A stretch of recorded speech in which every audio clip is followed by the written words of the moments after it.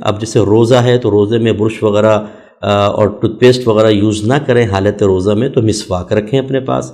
نبی کریم صلی اللہ علیہ وسلم سے بارہا ثابت ہے کہ آپ نے حالت روزہ میں مسواک کو استعمال کیا ہے۔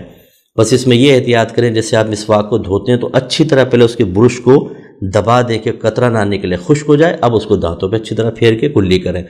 اور اگر نئی مسواک آپ کو بنانی ہے، جب اس کو چباتے ہیں تو اس میں رس نکلتا ہے، ذائقے دار ہوتا ہے، لیکن چونکہ یہ ضرورت ہے ایک سنت کی ادائیگی کے سلسلے میں، تو اس کو ذائقے دار چیز کے چکھنے کے زمرے میں نہیں لیں گے۔